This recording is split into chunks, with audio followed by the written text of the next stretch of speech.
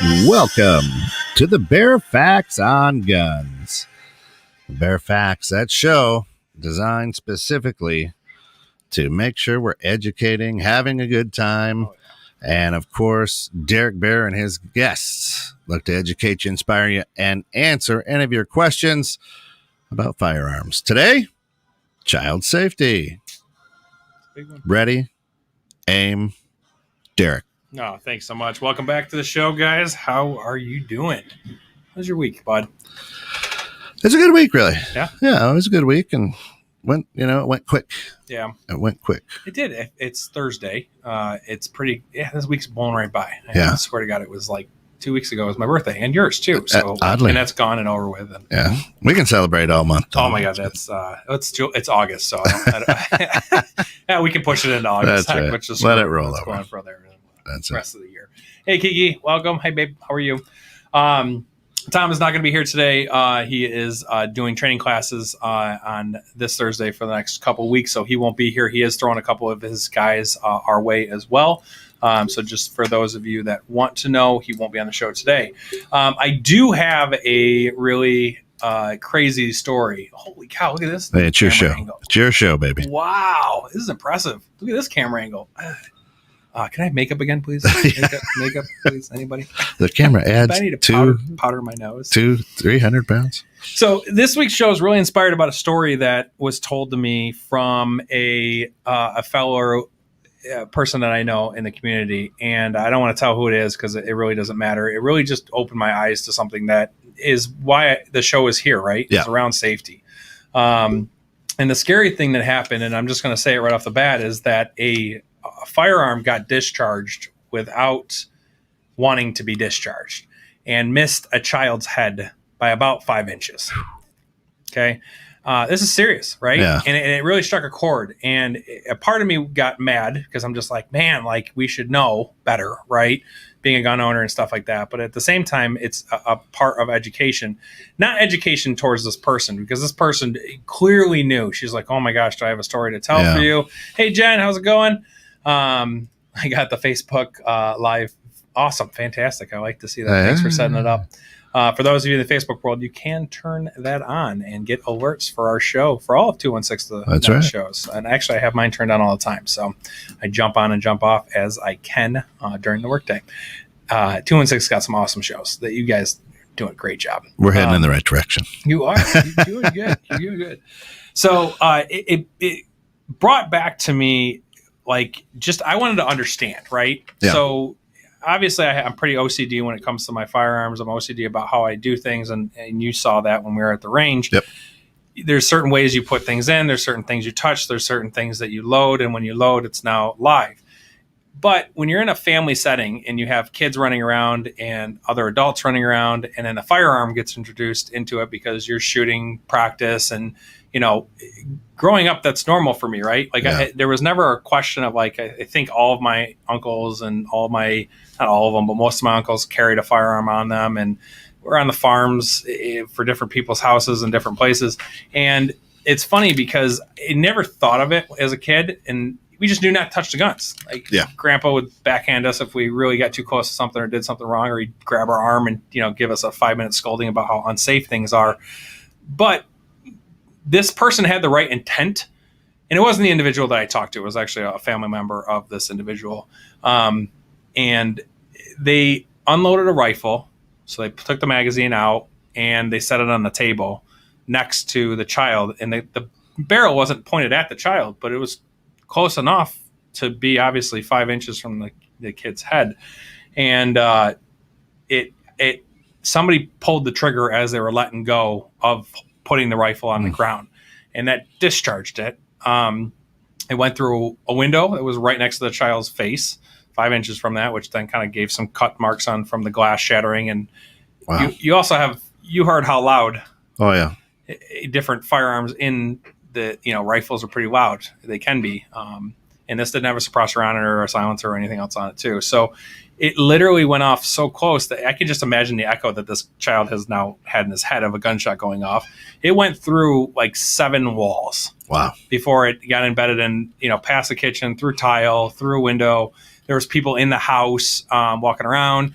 So, like, anybody heard of the Swiss cheese model? Have you heard of that before?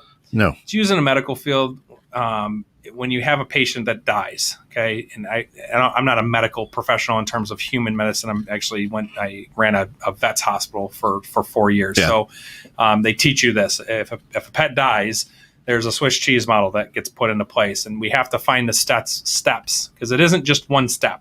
It isn't, I gave him the wrong medication and this pet has died. There is a slew of when that pet first called in, all the way to when the pet deceased. And there's huge reports that need to go back to the medical board to be reviewed. So that's kind of the approach that I took with this. So obviously nobody died, which is the most important things. Yeah, Jen, 100%. She says, oh my gosh, Angels protected that kid for that lesson. Yeah, yikes.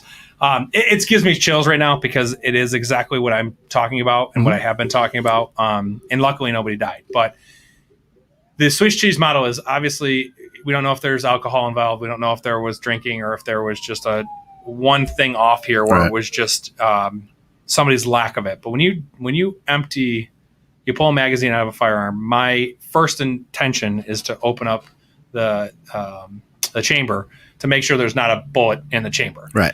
Now, you would think that would be good enough, right? Well, I do it like 3 or 4 times because I'm super OCD about it because the world is weird, right? Yeah. And the universe does different things sometimes.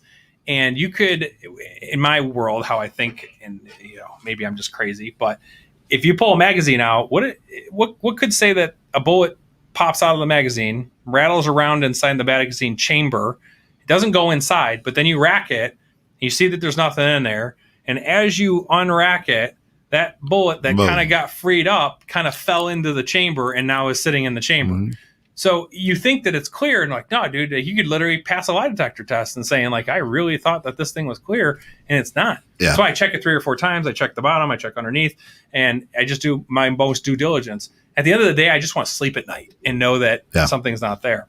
Obviously, that didn't happen. So the Swiss cheese model states is when you have adverse reactions based on a step-by-step process of what could have happened. Gotcha. Number 1 being that firearm could not be in there at all. Number 2, that firearm didn't need to be set on that table near a window facing towards the house. It's not facing downrange or away from people. So like number 2 for Swiss cheese model. Number 3, the magazine should have been cleared and properly should have been cleared. Number 4, that child probably shouldn't be near that firearm, loaded or unloaded, based on what situation it is. So I kind of break down the situation on there. Yeah. And listen, I'm thankful it was not a negative and somebody's child's not dead or grandma's not dead or something else going on with that, because at the end of the day, that could have happened really easily. And I want to understand, because for me, it becomes a teaching moment of what to pay attention to and how fast and how easy things. And we talk about this all the time. Like, what if, could have, should have, all that kind of stuff. But when it really happens to you personally, it's a whole nother ballgame because you have another perception of it. And I know that this person, it hit them hard because they are a very big gun enthusiast. And I was their first phone call. Like, hey, I got to tell you the story. This is insane. And, don't be mad at me, but, here's what it was.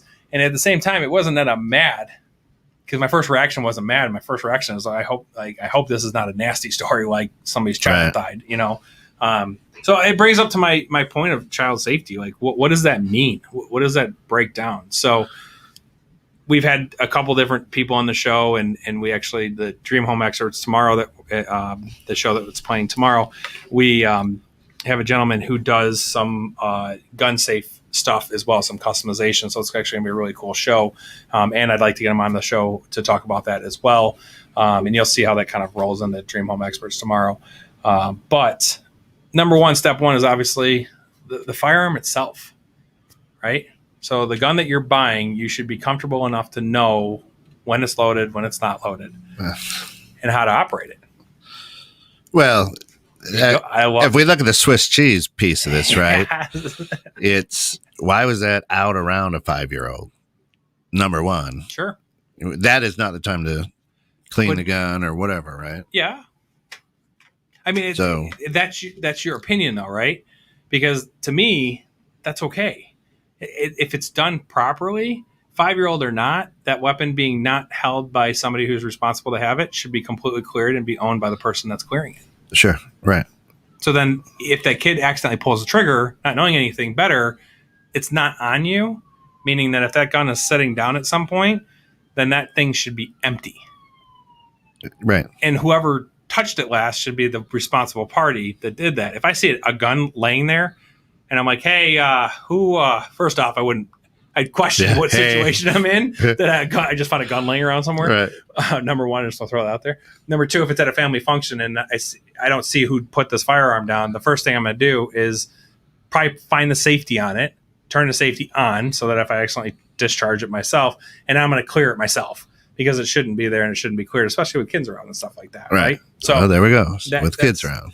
Again, you're right. The Swiss cheese model and is there. But second thing is that barrel should have been pointed downrange into a field that's, not towards a house or a dwelling. Do you watch have you gotten into Northwoods Law ever? No. You don't watch a lot of TV, do you? No. Yeah.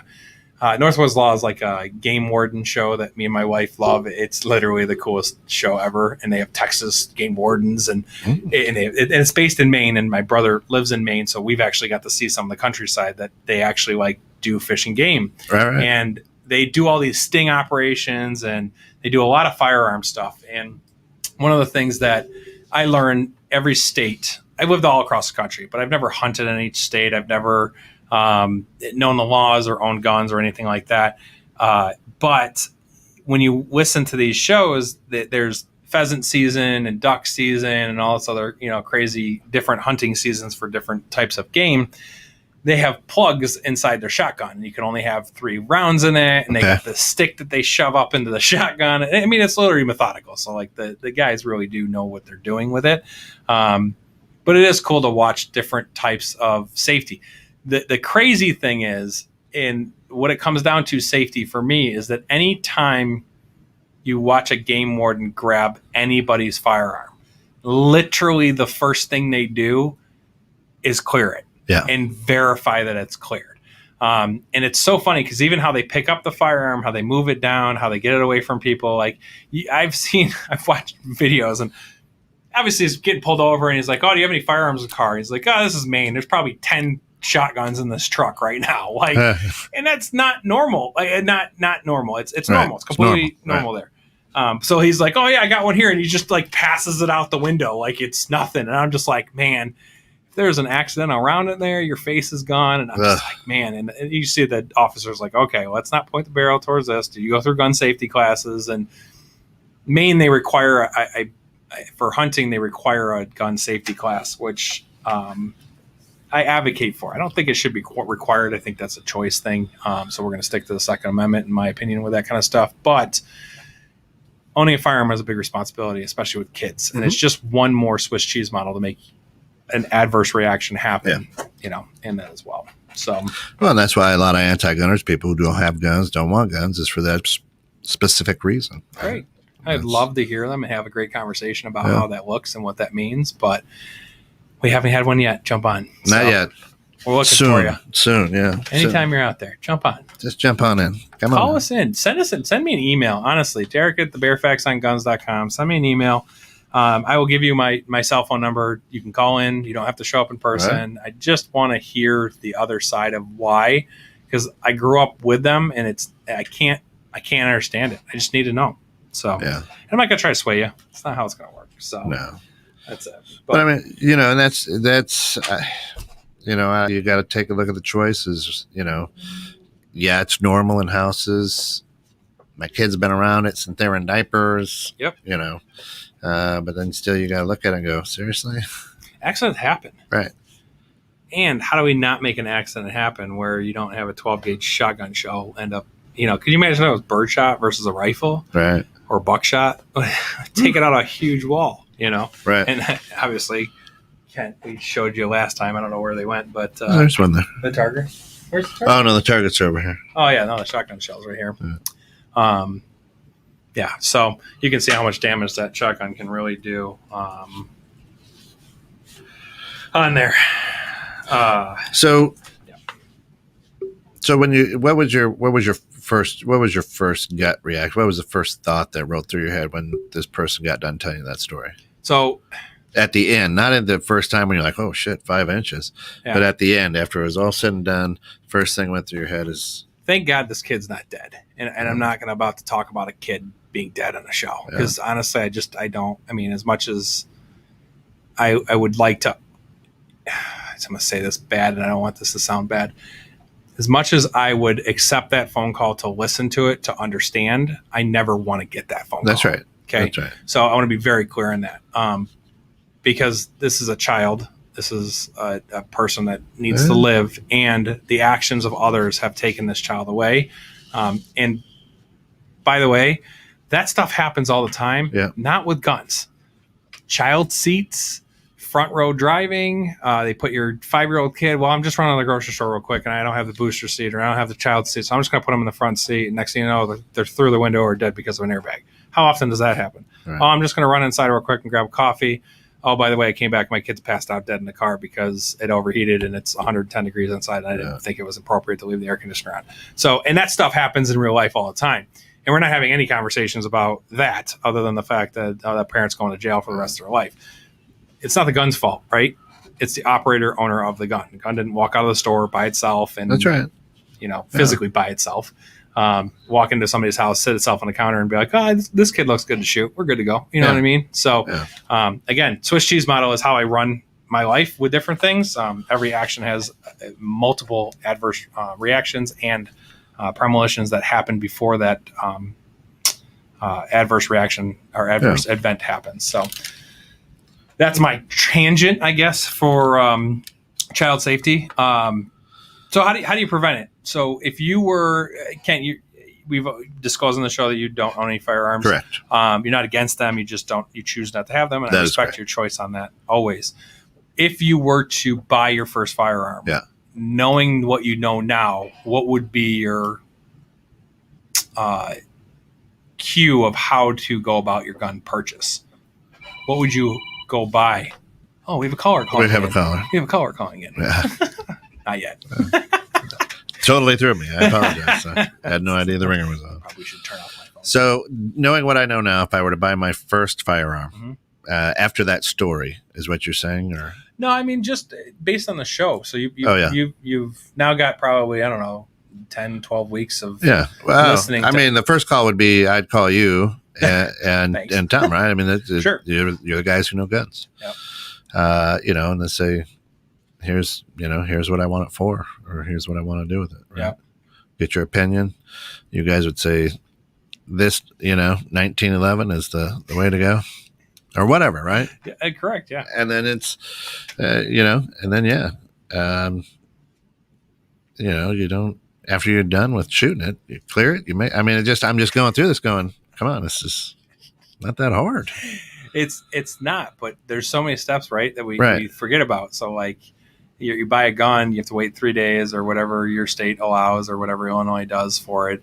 But first off is picking the right gun, right? So I get this call all the time. What's the best whatever? Yeah. There is no best whatever. Like I can't answer that question because what I like is definitely probably not something that you're going to like. And if you do, great, you kind of got one off, but you need to go try it. Make sure you're comfortable with it.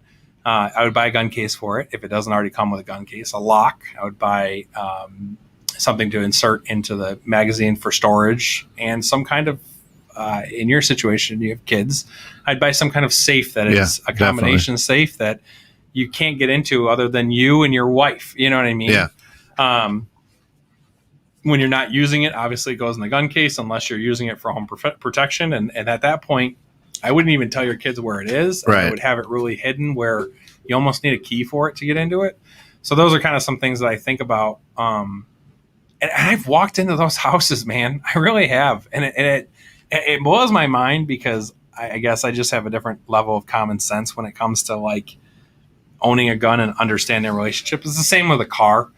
As much as I love to push the limits of everything, like guns, cars, bikes, I know the limits of what I'm pushing puts one person in harm, and that's me. And I've accepted the responsibilities that if something happens, it's my fault. And I can't do anything. I can't hurt anybody else. I've walked into so many houses in my life, and I've literally seen a gun sitting on a counter. And I'm just like, why? Like, are you showing off, or are you just that Like irresponsible right. is the best word. I don't want to say dumb because it's maybe not a dumb, maybe it's an education thing. It's irresponsible. Yep. Lock them up if you're not being used. I don't have guns. Like, obviously I love guns. I don't have guns laying around my house. I have guns strategically placed throughout my house for different entrance and exit points inside my house. If somebody breaks in the back door versus the front door, breaks out a side window, breaks in my bedroom. At the end of the day, when you walk through my house, you would never know. Ever. I don't have like Second Amendment signs on my front window, and I don't call the police here. I just shoot. Like, I don't have that kind of stuff. 2024. Yeah, exactly. So I don't have those kind of like screaming on my house. I'm a gun enthusiast. Number one, I think it makes you a target because obviously they know that you have guns in the house, and if you do that, and I'm not making fun of people that do that. Obviously, you can look at it on the second side of that as I have 20 guns. Okay, well, I'm really Second Amendment. This is a house you don't want to break into. Yeah, you're probably right. I'm not a robber, and I never will be because I'm not that type of person. Right. But if I were a robber in the state of mind that I'm at right now and needed to rob you, I wouldn't pick your house because obviously you care about guns and you've been dying to use it, clearly. Right. Literally. So I'm gonna pass on this house, and I'm gonna go to the neighbor house that has the I'm a non-Second Amendment gun owner, and they can hit me with a baseball bat or whatever. Right. So at least I got a little bit of a chance, I guess. I don't know. And it's funny. This show has actually inspired a lot of people to come forward. I'm having a lot of conversations with different types of people, which makes me happy. Jen just threw up here too, Mr. and Mrs. Smith, the gun in the stove because we don't actually cook. We're trained assassins, Angelina Jolie style. Yeah, they have one of the coolest house setups. If you've never watched that movie, definitely a really good movie. The conversations that I've had is exactly what I've been hoping to have with people as first-time gun enthusiasts. The country's about to go through another swing of stuff here, right? We got some stuff going on. Illinois just introduced, for those listening, that all state and federal employees mandated vaccinations now. Yeah. All states, you can't walk into any federal building without a mask on, so they've done a mask mandate. Even if you are in Illinois, what's that? Even if you are vaccinated, so vaccinated or unvaccinated. The Delta variant, and then I think there's a third one that just got introduced that's being tossed around right now. I'm not sure if that's fact or fiction yet, but it doesn't matter. So what's next? Are we going back to toilet papers again, where we're going to go fight over toilet paper? What's gonna happen here? So political things aside, when it comes down to people are getting scared again, and I've got a couple phone calls. Hey, I feel like the second time is going to be worse around, and we're hearing different news stories from different countries like Australia, where they're literally locking down the cities from certain times, and they have the military involved. They have Canada that's put some pretty tough restrictions on it. Yeah. Israel that's shut off most news media coverage completely, from what I've heard. So I don't want to throw out non-facts here. So people's anxieties start to raise, right? And when people's anxieties start to raise, you start to make illogical decisions quickly.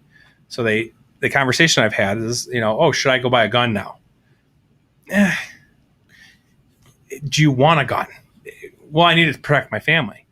What's different from right this second than it was 10 years ago? 3 weeks ago, yeah. I mean, literally, I just talk about 10 years because this year and a half has been rough for a lot of people, and we didn't know what was going to happen. We didn't know how the country was going to act. We had a lot of talk.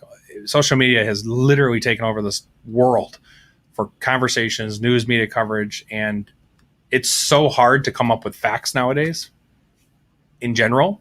I don't trust anything anymore when it comes to anybody saying anything or doing except the things here on 21.6 The Net. That's so true. Because you're right, your stuff comes from facts of years and people that are experts, so those are their facts and proven techniques. But the gun facts that I post, I will never say a fact without literally diving deep into what that fact is and who came up with it, and both sides agree to it and everything else. And even still, I still question, at this point, I question if the world is circular or a sphere or flat.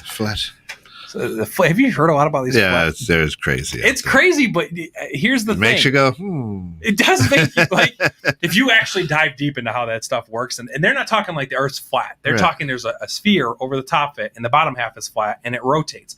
And they literally showed you how it rotates, and it does night and day. And when you're in a spacecraft, it actually shows that the Earth is round. But you only see half the Earth because you can't see the whole thing at once unless you have multi-position satellites at the same time, which they do have, right? And let's be real. I'm not crazy in saying that the Earth is not round, but it definitely makes you go, wow, I do question if maybe that it's not round and there's a way more diabolical scheme going on here that we don't know about. But again, I just keep my options open and listen, because I don't just look at somebody nowadays and go, oh, that guy's crazy. You might not be crazy. You might actually be right.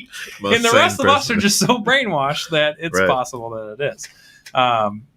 So I lost my tangent on that one too. But that was a fun rabbit hole to go down. It was good. It was. My brain just went nuts on that.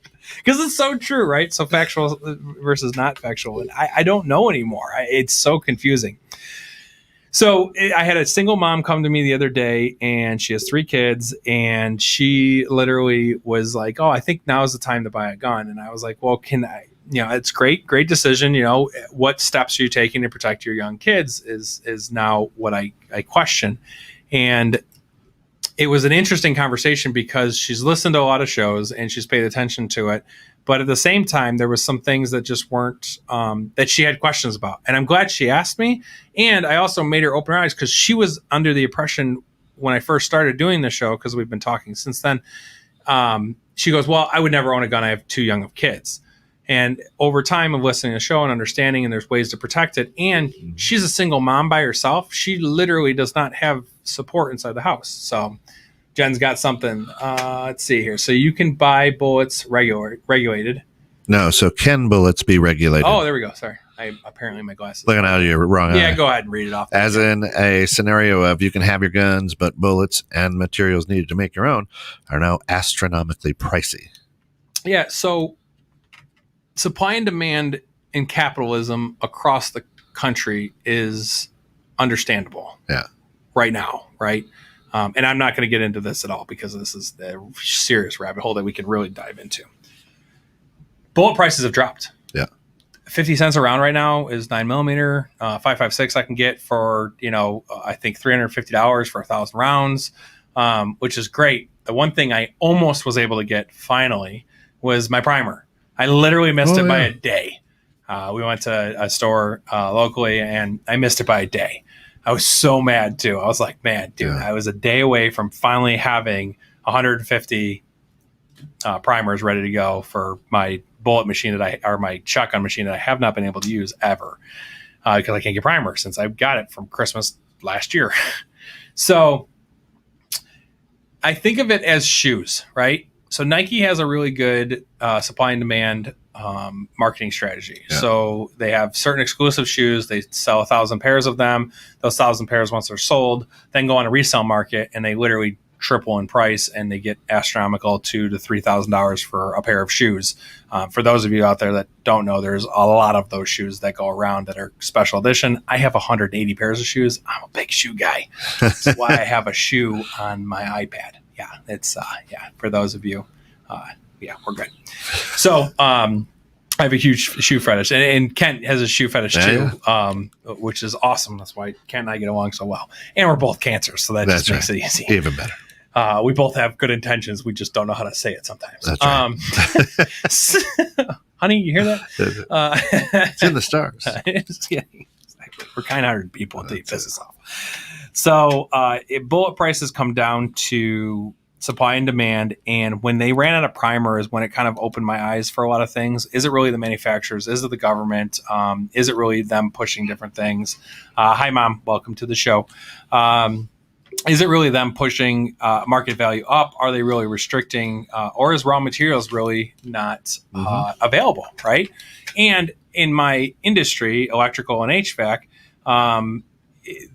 I've seen it. It's electrical copper is up like 300%.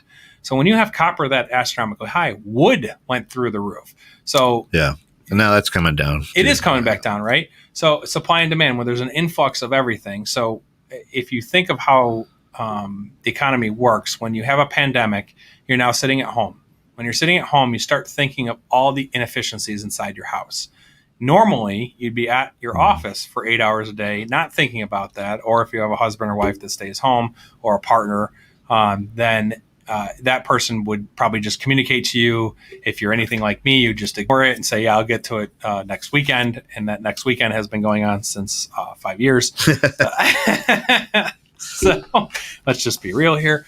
I have knocked a couple things off my to-do list, my honey to-do list. So when a pandemic hits, now everyone starts buying guns. We had an influx of gun purchases, first-time gun owners. And with those first-time gun owners, the guys that have been gun enthusiasts are always stocked up. We do not need to go on a mass buying spree of bullets and ammunition, because we just have always been that way, because we're prepared for it. It's just part of being prepared. It's part of that end scenario where we have to live on our own. And it's funny because right now with all these mask mandates and people are throwing out the shutdown conversations in Australia and Israel and a bunch of other countries, are we going to see another rush to the supermarket and a rush to the gun stores? And I don't know. But I'll tell you what, my 308, I can take my own care of my own food. Yep. That's it. It's dialed in. I feel comfortable with it. I have what I need to do. And while everyone's running to grocery stores to grab supplies, I'm going to be the one hitting the woods, because that's where I'm going to be living. Yeah. And I'm going to set up camp and settle down and get myself ready to go. So this, I call it fear buying. Oh, okay. There's a ton of it. Yeah. You know it. So I'm scared. So I'm going to go buy a bunch of bullets. So to answer your question, Jen, the bullet regulation should not be touched. There should be no, it's our right? So we keep talking about freedoms that kind of get taken away from us one at a time. And whether you're vaccinated or not, and whatever makes you sleep at night is my opinion on the vaccine. I have data and facts that make me choose the way that I choose. And I have data and fact that I respect for other people to make the way that they choose as well. Here's the fact. We live in America. America is free. It's the land of the free, theoretically. That's a whole different show. It's a whole different show. What show would that be? Yeah. Tune into the grounds. There you go. So in terms of regulations, there should be no mandated regulations across any firearms at all. It's the Second Amendment. It's our protected right. It's a constitutional right. And that's the end of the story with that when it comes to my footage. And I will talk about this to the end of my days now, because Uncle Pete changed my views on something. And it was because I literally was getting brainwashed myself and being okay with, hey, by the way, you need to wear a mask all day long, every day. Okay, that's fine. I guess I can do that. It's for the safety of the people. Okay, now you got to get a vaccine. It's mandatory. Well, you can't make me do that. Yeah, but I can fire you, and I can make you public shame you, and every other thing else to come with it. By the way, you can't have 40 bullets in your gun. You can only have 10. Why? Well, because we said so. Okay, but can you explain why? Well, because it makes it for mass shootings. Okay, I just proved to Kent the other day what 4 slugs or 4 shells of a shotgun, which is literally the same physical number of bullets in half the space. Yeah. Are you going to put a regulation on shotguns? Okay, well, all right, we can deal with the magazines and do 40, and I can just do quick reloads and have 40 clips on me at all times and have 400 bullets on me instead of the 130 that I'd usually have or whatever. Okay, well, so every time we talk about this kind of stuff, something pops in my head is that we continue to push down this world of what's freedom anymore, right? Sure. And this is where I'd love to have an anti-gunner or somebody who, it doesn't believe or believes that we should have that as well. Because Uncle Pete opened my eyes and said, the Second Amendment's very clear. You have right to bear arms, and that's it. It shall not be infringed. That's it. There's no other questions in there about bullet caliber, about how many bullets you're allowed to have, or how many magazine or how many rounds you can have in a magazine, or a clip, or anything else. And if we keep accepting the fact that that is okay and it's not the normal, then where are we going to end up with? In a place like probably Japan, which we have it's Japan, right? Yeah, the Olympics. What's that? The Olympics? No. What's the? You have somebody that comes on the show. From Singapore. Singapore. Yeah, Gary. Yeah. Sorry. So you come into a place where Singapore. You were in Asia, just not South Asia. Well, I knew it was somewhere in that side of the country. Thanks, Kent, for throwing it out there. Could have just rolled with it. You have to call me out on that. Thanks, bro. You got it. It's good. That's what you're for. Singapore. Anyway. Yes, Singapore. That does. It's correct. But you can't even own a firearm. Nope. So can't sell bubble gum there either. You can't sell bubble gum? No, that's against the law. Seriously? Yeah. Wow. So you can chew it. You can chew it yourself. You just can't sell it. So how do you get it? You have to go out of the country to get it. Oh, so I'm a bubblegum importer. Yeah. Yeah. Seriously. Yeah. So you're allowed to chew it. Yep. You're just not allowed to sell it. Not allowed Can to I sell ask it. a question? And maybe you know this. Maybe you've talked to him and gotten the nitty gritty on this. Is there a McDonald's there? Oh yeah. Okay. So what is allowed in McDonald's is not allowed in bubblegum. Yeah. Okay. Cool. Because McDonald's is super healthy and nutritious. Right. Not that I should talk about. Right. I think it's because if you walk down any sidewalk here in America, you see all those black spots on it. It's all chewing gum. Oh, I lick those once in a while. Yeah, once in a while. So that's what he says is come over here. You won't see any black spots on the ground. That's probably why. But it still doesn't change the fact of buying. So it's a sticky problem. Yeah, it's a sticky problem. Sticky problem. Is that literally why they don't do I think so, yeah. Wow. It's not about nutritional or health or anything. They just don't like cleaning gum off the world. Yeah. They've removed an entire category of childhood right. in one law. Well, you can chew it. You just can't sell it. I know, but if you can chew it, then what's the difference? If you can't get out of the country. I know, but if you bring it in from the country, it's still going to end up on the ground anyway. So yeah. I have some questions about it. But bubblegum conversation 101. Jen, what do you got? You're free to buy guns and bullets. However, you have to be rich to afford the ammo. Not so much. You 50 cents a round's not bad. Should be 25 cents a round is really what it should be, right? Yeah. In my opinion. I think, but also, I'm just going to throw that out there, Jen, really quick. I haven't been to a gas station in a really long time, so I don't know what the current gas price is. So sorry. It's so stupid. Everyone's like, oh, gas this and gas that. I haven't stopped at a gas station in freaking months, man. Yeah. Months. What is the current gas price? Do you know off the top of your head? $3.29. Okay. So what point does gas become too rich? Back in the 70s. Right? We had a gas shortage. Yeah. And it was expensive. Do you know the facts on that or no? Maybe you have to look it up and see. But that might be a different show too. You what? That might be a different show too. Oh, that might be a different show. Okay. Sounds good. No, that's what I'm saying as Farm of God True. And I don't disagree with you, Jen. That definitely could be a place where, but if it's private ammunition sales, then private ammunition sales should be regulated by private ammo sales companies and their own profit margins. Now, here's where, if you want to be technical, say a gun owner that owns a gun store, the owner gets hit with taxes that drives up overhead for the company.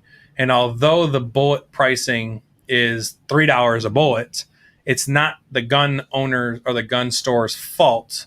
They're just trying to make revenue to create pay for overhead and a little bit of profit. But there's so many taxes, laws, and fees and licenses that you have to have. Now that's a real case scenario, right? Like this is a capitalization where we can really make different things expensive on a business end, so that the market value of it has to go up is all, and that's obviously inflation of some sort, I guess is what you can say with that. So that's all. But like worst case finisher scenario. So I'm not going to tell everyone to go buy guns and ammo right now. I really am not, because number one, if you haven't learned anything in the past year and a half, is to prepare yourself for things. I've been prepared. I've been prepared for a really long time. I'm not stressed. We're not making emergency food runs. I told my wife to buy an extra case of water right now, just to have in the basement. That's literally the only extent of me going like, oh, go crazy. I understand how to survive in the wild. I understand what I need to do. And I just don't want to think about ending up like that. Am I prepared for it? Yeah, I am. I'm not building a bunker in my backyard, but You are? Yet. No, I don't think I would. I wouldn't even. Right. It's like the worst place in the world to be. I wouldn't want to be there. I'd leave right away. I'd leave my house. I'd leave, grab my cats. Yeah, you're in a bad place over there. Oh, it's so dangerous. Well. I'm just kidding. It's not dangerous. It's the third safest place in the country to live. It's ridiculous. The back of the hood there. Yeah. BG Hood. That's it. It's awesome. But really, when it comes down to what I want to preface here and what I always will continue to talk about comes down to safety around kids, safety around adults. I've seen YouTube videos where guys are showing off their guns. Yeah. And I'm just still thinking about this whole 5 inches. Yep. And I'm thinking, all right, were you just coming from the range or, So think of a country. Because why did you drive home without clearing? You know what I mean? But it wasn't in the car. It was in the house. So well, right. Picture woods, right? A house in the middle of the woods, and it's a country. It's not even in a state. It was in a different state. So picture a place like Wisconsin in the backwoods, a camping trip, right? Where you can just go out and shoot guns, and there's literally nothing for miles, so there's nobody houses or anything. And if you're walking in the woods, then that's just us. Yeah, I mean, it's not an oops again, Swiss cheese model. Should have cleared the area before you fire down whatever area you're going to go. Typical home, like to me, I can see the scenario because I've been at my aunt's house in the farm and seen guns around, and a couple beers pop out. We're not wasted, but we've had a drink or two, right? And we're not even buzzing. We have no blood alcohol content. But I've seen that gun get set down, and you just don't think anything of it. So picture yourself sitting on a porch. You're shooting targets off the porch with the kids behind you running around, and your friends and family, and your uncle sitting next to you or whatever, and you're shooting down into the field, and you hear pating, pating, pating, because that's usually a cool sound that metal markers make out there, and then you're done, right? You think the clip's empty, the clip or the magazine's empty, so you're done. All right, I pulled the magazine out, the chamber got cocked back. Yeah, it should be fine. There's so many things that can happen from that step to there, and maybe the bullet was lodged into a place where the magazine was able to drop, but it wasn't fully inserted into the chamber. The reason I can see it is because I lived it in a place not knowing that it could have happened, but now looking back on it as from when I was a child, like, hey, like, yeah, that's definitely a potential Swiss cheese. Like we could have, something could have happened. Was it downrange? Do I remember even? Not really, but I guarantee I've been at a time and a place when I shouldn't have done something like that or witnessed something like that. What I'm saying to our listeners out there is at the end of the day, just any firearms that are out, just do not get complacent with your overall standards of how you do your safety, because the safety is the only thing that keeps everyone safe out there. That's it. This 5-year-old could have died. Yeah. The grandma could have died in the house. The aunt that was in there could have got shot. Another kid could have been getting milk out of the refrigerator and it gone through the refrigerator and hit, you know what I mean? So there's a lot of intense understanding that I want to push towards, because at the end of the day, I don't want to get that phone call. I don't even want to hear about it. Yeah. It's enough stuff going on. Like, there's a baby that got overdosed at a daycare center for getting too much Tylenol or Benadryl or something that was, whatever it is. Death is not a great thing, no matter what you look at, no matter what disease, no matter what virus is going on, no matter what, thing. The problem with our country right now is that we're attacking something that has no relevance, but the end user using it the wrong way. Just as much as a knife being. You ever get told as a kid to stop running with scissors? Yeah, several times. Yeah, and like you just run around the house and do that as well. Tim. Is that Tim Santos? Yeah, probably. Oh, what up? He's usually a Facebook user. Yeah. What is that? It happened to me a couple times too. It's weird. There's just certain things you grow up with in life that you literally know not to do. You don't run with scissors. You don't run with a butcher knife. You just don't run around the house with a butcher knife. Well, and your kids emulate you. Oh, for sure. I mean, you can tell them no, no, no, but they emulate you if you say no, no, no when you're running with a knife. Yep. You know, hey, mom or dad just got done cleaning there it is. They were just, it was in their arms. Yep. Yeah. Have you seen some of the airsoft, like the like pellet guns and stuff like that? Yeah. There are some serious ones that literally look like AR-15s, look like shotguns, and legit look real. And as a child, I don't want to get into this video game thing, but I grew up with Grand Theft Auto, and here we go. Yeah, I'm not going to, because at the same time, I am whom I am, and I grew up playing those games of murdering strippers on Grand Theft Auto and running them over with a car. I don't go around running people over with cars. I don't have an urge to like have to hit some drug dealer that's on the side of the road. I don't. It's not my daily life. Like, there's a moral thing that my parents taught me, that this is a game and this isn't real, and you need to pay attention to that. So, and when you shoot somebody, they do not come back to life. They are gone, and they have a funeral, and they have a family, and they have a life that you just took. So there's a lot of steps that kind of fall into play with me with that. But when you emulate your parents and emulate shooting and Nerf guns and all that kind of stuff, and that I've heard before is, we have Nerf guns, we have violent games, we have a preface to be on TV and create fame and news media articles. But at the same time, I always believe that it comes from parents, like for that child's mental health, that child's growth. And if your kid is showing signs of mental issues, seek help right away. You're the parent. Like, I hate to say it this way. Did you know that weird kid in high school? Yes. Okay. Did you know something was off with him? Yes. Did you engage with him, or did you disengage with him? I engaged. I'm that guy. That's good. I'm not the weird guy. I'm just the guy that that was Ken in the back, by the way, with the full Matrix hoodie on. That's it. What was it? The P jacket that runs all the way down. That's right. Out everything. That was my high school, by the way. Ken's a little older than me by about 2 years. So Matrix was really big in my high school, and there was a kid in my high school that literally thought he was Morpheus.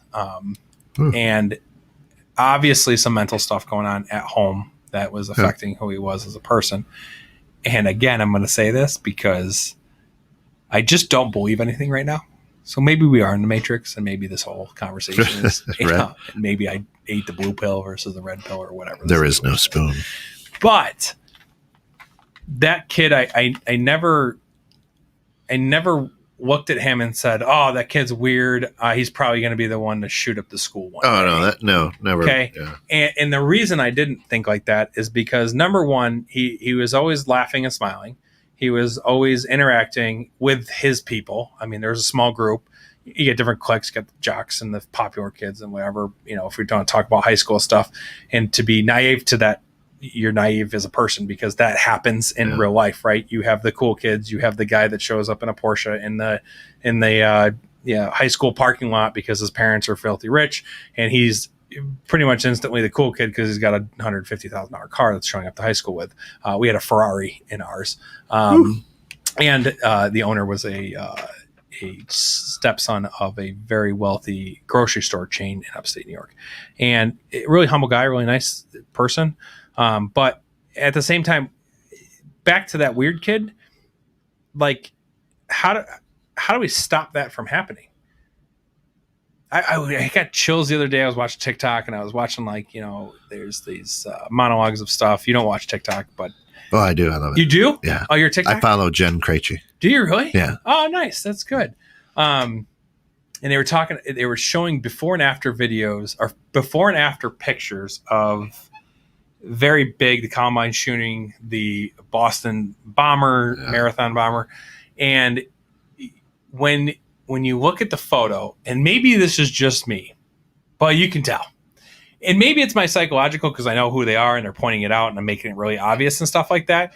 But you can't tell me that they just did that out of nowhere and there was no stopping to that. And who are these parents? How were they raised? And this could dive so much deeper into like culture in general, and how do you stop parents from, what's the right way to raise your kids, right? There's no answer to that. I don't have the only way you know how. Okay. Is it? But wait, morally, right? But your morals might be different than my morals. Yeah. Okay. Murder across the board, I'm pretty sure, is immoral. Yeah. I like how you thought about that for a second because I don't believe anything anymore. Maybe we're all wrong in this. That's right. Who knows? It's a setup. It's a setup. I'm really on this weird, like this has been a good show. Oh, thanks. We've gone everywhere, brother. Thanks. So I guess what it comes down to is how do we teach child safety around firearms? You know, to answer that question, and on the grounds, Scott Giles, who hosts that show on Friday mornings at 7:30, right here at 216 The Net, says, you know what we really need to do is start having more psychological classes being taught at a lower grade. Start learning why your brain does things, and if kids were to understand that, then maybe that's how that stops, right? Who teaches that class? And how do you get certified for that class? I would say a psychologist or something. And then who taught the psychologist what they know? Yeah. I mean, I could go down a serious rabbit hole in this. I'm just saying. I agree. And Scott Giles, I need to watch that show more because that's probably stuff that's going through my head right now. In my own daze and confusion of this world right now.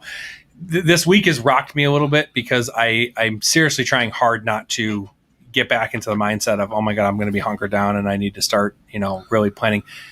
We're all trying to live our life right now. Yeah. And to hear a story like this is why I preface this so much on safety.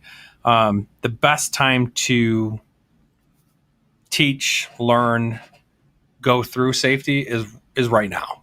Yeah. For those of you that are listening, I want you to own a gun and that have been questioning and listening to our show and going through different things. If you have not got professional training on how to operate a firearm, I want you to stop what you're doing, jump on a YouTube channel, and literally type in fire safety. If you live in Illinois, there's multitude of great gun ranges that you can go to, obviously On Target being one up here in Crystal Lake. But don't risk your kids, don't risk your family, don't risk your neighbors, don't risk your strangers. Like we talk about family, but strangers are involved in this too. Accidental discharge that goes through a house and goes out the front door and hits a kid across the street that was literally just playing basketball, trying to exercise and enjoy his life, is now gone because of something you did. Right. Not you, but you know what I'm saying. Whoever is doing that. It's really important to pay attention to that, and it just made me take a step back to say, wow, I mean, this is real life. This person's actually physically talking to me right now. This isn't a news article. This isn't there you go. Kiki, what'd she say? Agree. She said, I'll read it. She wasn't offered a psychology class until college, should be middle school. Yeah. Amen. Yeah. I mean, right. If you really start, as we get older, we get wiser, right? I'm in my 50s. Understand it as a kid. I absolutely love it because you kind of understand life now, right? I wish I understood life. Yeah. Just kidding. But you just understand what to pay attention to and what not, and what to stay away from and what you have. And you get burned and you don't get burned. But then you ask yourself, why am I thinking that way too? Like, whoa, that's weird. I don't know. That's me. I just feel myself as I get older, I've opened up to more ideas where as a teenager, I probably would have been closed off on. Sure. I mean, really, I would have. I'm like, you can't think like that. That's wrong. It's not that it's wrong. We can't determine that right now. I mean, yes, there is some things that are pretty, black or white for me when it comes to that stuff, and those are my opinions. But at the same time, I'm open to listening to that conversation. Yeah. One, because you didn't grow up in my house. You didn't grow up with my parents. You didn't grow up with my family. You didn't grow up in the town that I grew up in. You didn't grow up in my shoes and have to deal with whatever psychological stuff I have to deal with. You know what I mean? Yeah. So at the same time, and then Jen just posted a big one too. So that's really good. Oh my God, serious squirrel syndrome going on today. Squirrel. Really back when I worked in pediatrics, there was a study being done between kids playing shooter video games and the male mind being wired to protect the tribe, quote unquote, and the primitive mind, etc. Very interesting. We'll have to talk about later. Jen, we should just have you in the show. You can talk about it then. That sounds great. We can Zoom you in, no problem. So we'll save that for another show. But yeah, I am very interested in the psychological part of it because I want to know what makes me different, in mindset versus somebody who's anti-gunner, because that's what I want to get broke down to. It's Sure. like, did you grow up a different way than I did? And I'm sure you did, but was it your parents saying, oh, guns are bad, guns are bad, guns are bad, so you just kind of flew in? Did you have a bad experience with guns that made you automatically say that guns were bad? Do you just heartily believe that guns are terrible and shouldn't be owned by citizens and only owned by the military? Yeah. Or do you have a hidden agenda? Or you're just not educated, right? You're not educated on the other side of things because no one's really had that opportunity to have that conversation. That's not drilling into your head. I am not going to drill into your head that you have to buy a firearm. I highly recommend, if you do not want a firearm, do not buy one. It's as simple as that. Period. There is no ifs, ands, or buts. There is no peer pressure when it comes on to this. There literally is a passion thing that goes on and a huge responsibility on there as well. I grew up being told it's just fireworks. New York, yeah, that's me too. Yeah. New York City or New York State? Because New York State was definitely shotguns, and New York City was probably definitely gun violence. Mostly living in Rochester, which is pretty bad. That's right. So yeah. I guess coming down to it, I just want your kids protected. I want your family protected. I want your neighbors protected and strangers protected for this world. And to stick to your guns. Poughkeepsie. So 45 minutes. Okay, cool. I know where Poughkeepsie is. Poughkeepsie. It's a very funny looking word. Yes, it is. Well, as we talk about child safety, child firearm safety, is, have you done it? You got to keep yourself safe. If you're keeping yourself safe, your kid will be safe. Sure. Right? Yep. If you follow the correct... I'm not a parent, so it's hard for me to talk about this, but if I were a parent, I think about it, and this is just obviously hypothetical, but I think I would show actions versus telling people things. Yeah. I'm not going to say how things were. It's easier said than done. It is easier said than done, right? And I can acknowledge that. But I'll say this. My two oldest will always say, God, why do you take it so easy on these two? You're so, I'm like, listen, with you two, I didn't know what the hell I was doing. Yes. I said, you taught me. Yep. I said, now I got to figure it out. So, and that's a big psychological thing too, right? Oldest versus the youngest.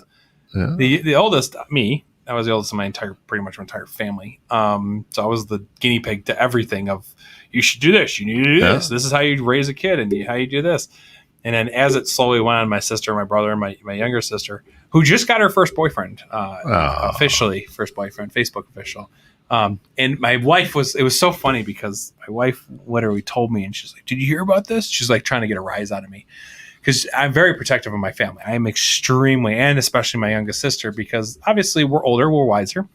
And we know that there's hidden intentions, and I just want her safe. That's all I care about. I want her happy. I want her safe. I want her to find a nice guy or, whatever. I don't want to, again, stick to one thing. God, this is such a bad rabbit hole today, dude. It's so bad. So she watches the show, too. I wake up and piss. Excellent. But I want her safe. That's literally what it comes down to. I want all of my family safe. So I want her to have a good guy. And the guy she's dating is actually a fireman, which is crazy to me because we've all seen the big Johnson shirts. Yeah. Oh, great. The funny thing is this kid's skinny. And he's never met me before. So this is going to be interesting when I go home to meet him in person. And I'm 3 times the size of him, but I'm sure he can run a lot farther and faster. That's right. But I lost my train of thought again, dude. I'm having a bad day with this kind of rabbit hole stuff. This was something else. Thanks, man.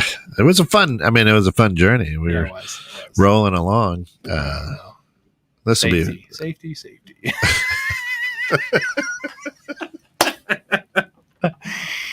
Oh, goodness. Oh, man. What I was trying to get back to is the family raising conversation versus anti-gunners versus not. And what she's talking about is protecting the tribe. I protect my tribe, but having an oldest child, I feel like that was built in because your oldest was always built like you have younger brothers and sisters, and you need to make sure that your brothers and sisters are protected.